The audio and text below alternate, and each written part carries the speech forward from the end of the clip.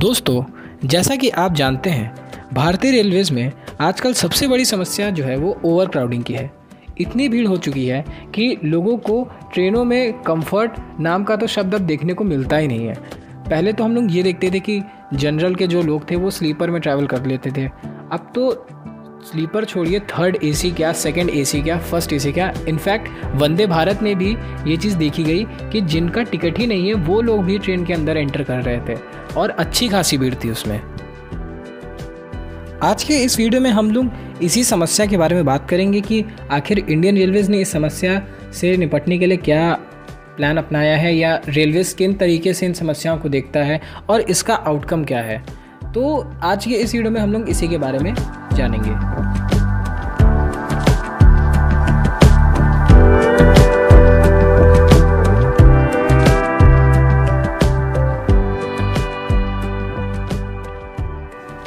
सबसे पहले मैं आपको ये बताना चाहूँगा कि हमारे इंडियन रेलवेज़ में जब से ट्रेनों को LHB-5 करने का प्लान लाया गया था, उसके बाद से हमने ये देखा कि कंटिन्यूसली जो रेलवेज़ में स्लीपर और जनरल के कोचेज़ हैं उनकी संख्या काफ़ी हद तक कम हो गई।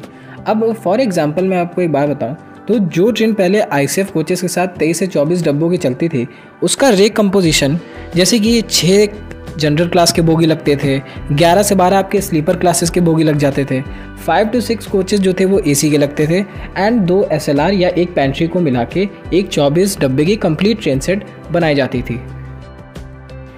मगर जब से ट्रेनों को LHB-5 किया गया तब से ये देखा जा रहा था कि जनरल के कोचेज़ की संख्या को 3 या 2 ही रखा जा रहा है, स्लीपर के कोचेज़ 5 to 6 हो चुके हैं और AC के लगभग 11 से 12 कोचेज़ तो ट्रेन में लगा ही जाते हैं। तो जिसकी वजह से आप देखें तो स्लीपर और जनरल के कोचेज़ कम होने की वजह से भी काफ़ी सारी भीड़ और वेटिंग जो इतनी ज़्यादा पहुँच जाती है उसकी समस्या आने लगी है।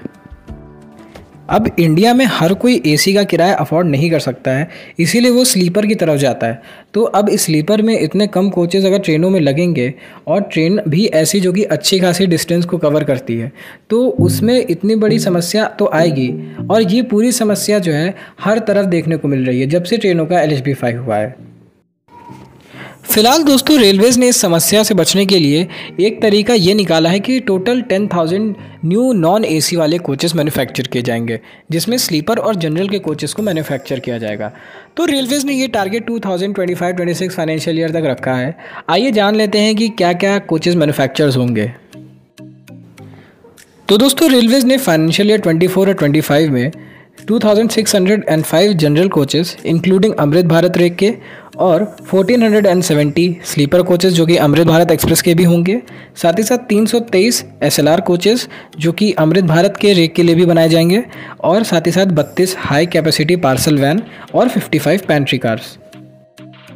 फिर 25-26 में रेलवेज़ ने 2710 जनरल कोचेस का लक्ष्य रखा है, 1910 स्लीपर कोचेस का, 514 SLR कोचेस का, 200 हाई पार्सल वैन और 110 पैंट्री कार।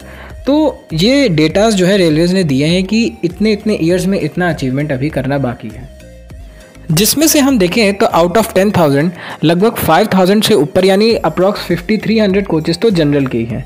तो रेलवेज़ ने इस चीज़ पे तो वर्क किया है कि हाँ, जनरल के कोचेस की संख्या को बढ़ाया जाए। दोस्तों, रेलवेज़ ने इस समस्या से निकलने के लिए जो एक और नया प्लान रखा था वो था वेटिंग लिस्ट वाले जो नए रूल जारी किए थे। अगर आपको उसके बारे में नहीं पता तो मैं आपको बता देता हूँ। पहले क्या होता था कि यदि आप वेटिंग टिकट लेते थे ऑफलाइन विंडो से जाके, तो अगर आपको वेटिंग लिस्ट मिलती थी तो आप ट्रैवल कर सकते थे ट्रेन में। जैसे आपका स्लीपर में अगर वेटिंग लिस्ट है तो आप स्लीपर में आप जाके आराम से ट्रैवल कर सकते थे, सीट एडजस्ट करके आप बैठ सकते थे, मतलब आप कुल मिला के आप ट्रैवल कर सकते थे। लेकिन अब रेलवेज़ ने ये किया है कि यदि आपका ऑफलाइन विंडो टिकट भी है तो भी आप अपने प्रिस्क्राइब जो भी आपका क्लास आपने बुक किया होगा उसमें आप ट्रैवल नहीं कर सकते। जिसको अगर मैं बोलूँ तो मेरे ओपिनियन में तो मुझे ये ऑप्शन उतना सही नहीं लगा। उसकी एक वजह ये है कि हम लोगों की आदत पड़ गई है, हम लोग इसी सिचुएशन में बहुत बार ट्रैवल कर चुके हैं। इनफैक्ट मुझे भी अगर कभी भी इमरजेंसी में कहीं जाना होगा तो अगर ऑफलाइन टिकट ले लूँगा जाके वेटिंग का, तो अगर नहीं मिलेगा तो दिक्कतें तो होंगी। अब जनरल की हालत हम सब जानते हैं कितनी भीड़ होती है, तो ये सब समस्या तो आएगी। हालांकि ये जो ऑप्शन था रेलवेज़ का वेटिंग लिस्ट में भी आप टिकट से ट्रैवल कर सकते थे, तो ये बहुत समय से चलता आ रहा है, जिसकी वजह से हम सब लोगों को उसकी आदत पड़ चुकी है। तो रेलवेज़ को आई होप अब हो सकता है कि रेलवेज़ ने जो डिसीज़न लिया होगा वो अच्छा ही लिया होगा, तो रेलवेज़ हो सकता है इसको लेके कुछ आगे सोचे। तो दोस्तों रेलवेज़ ने समस्या से निपटने के लिए इस ऑप्शन को रखा है। अब हालांकि देखते हैं कि 10,000 कोच वाकई में अगले साल तक बन पाएंगे या नहीं बन पाएंगे, या जो रेलवेज़ ने एस्टिमेट्स दिए हैं इसके आसपास कितना पहुंचते हैं, कितने मार्जिन से टारगेट अचीव करते हैं या नहीं करते हैं। तो दोस्तों फ़िलहाल इस वीडियो में इतना ही, एंड आई होप कि आपको वीडियो पसंद आई होगी। यदि आपका भी कोई ऐसा कोई ओपिनियन है जो कि रेलवेज़ का पसंद ना आया हो, जैसे कि कोचेज़ वाला हो या फिर वेटिंग लिस्ट वाला हो, यदि आप अपना ओपिनियन शेयर करना चाहते हो तो कमेंट में ज़रूर शेयर कीजिएगा। एंड आई होप क्या पता भगवान की कृपा से हम लोग की वीडियो इतनी वायरल हो कि आप लोगों के कमेंट रेलवेज़ तक पहुँचे, और हो सकता है शायद गवर्नमेंट उसको रिकमेंड करे। तो आप बेझिझक होकर ओपिनियन देना, और अगर मेरा ओपिनियन गलत भी लगे तो भी उसके बारे में बताना कि आखिर क्या गलती थी ऐसा। तो आई होप कि आपको वीडियो पसंद आई होगी। मिलते हैं नेक्स्ट वीडियो में, तब तक के लिए देखते रहिए, सब्सक्राइब कर दीजिएगा चैनल को, और मिलते हैं आपसे नेक्स्ट वीडियो में। Thank you all friends and जय हिंद।